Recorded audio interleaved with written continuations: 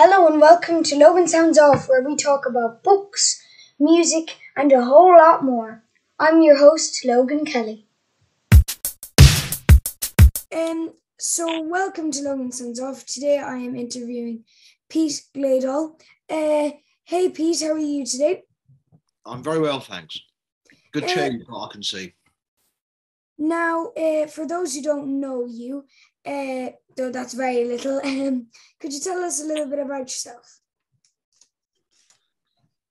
Well, I do lots of different jobs, really. I'm a musician, I'm a studio engineer, I'm the live musical director for the Pet Shop Boys, I mix records, I make records, I play on records.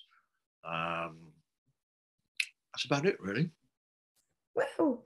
And then, from a young age, what kind of music did you grow up with? Pop music, always pop music. Sorry, one sec.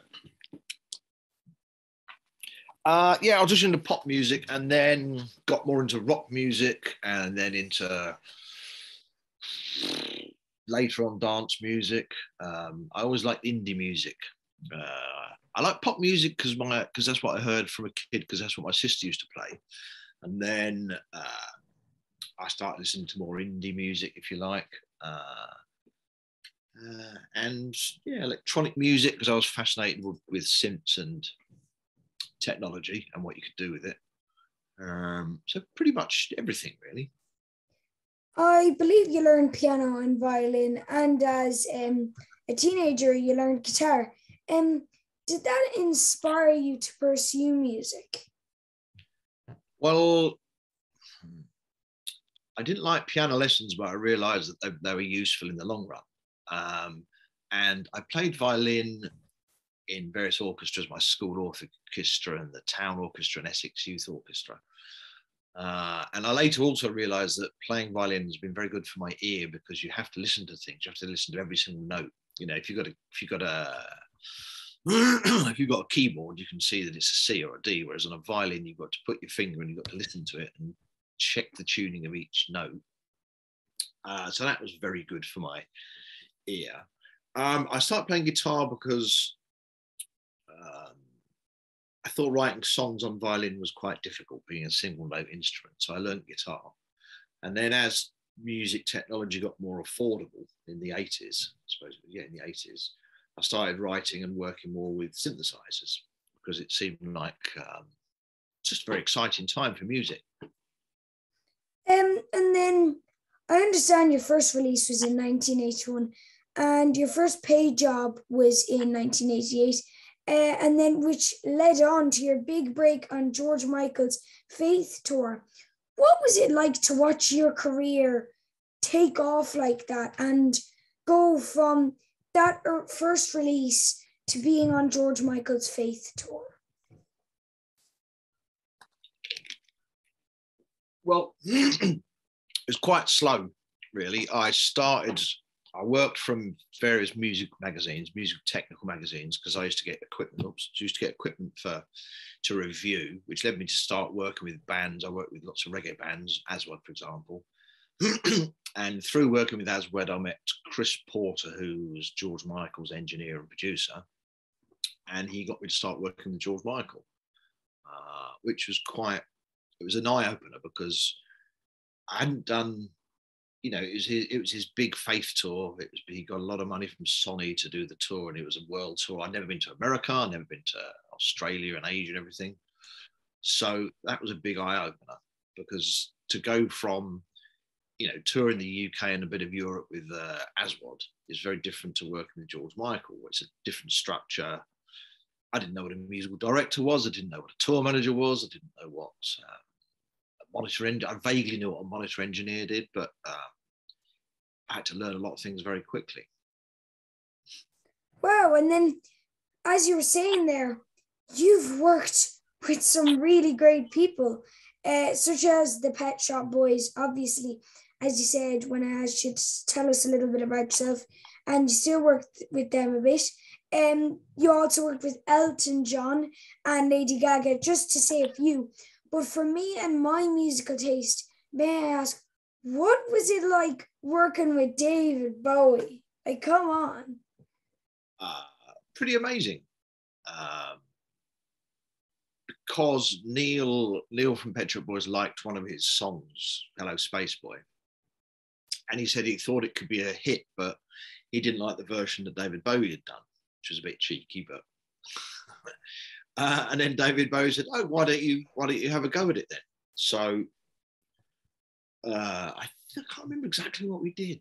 I had a studio at that time in West London near Notting Hill, Westbourne Park.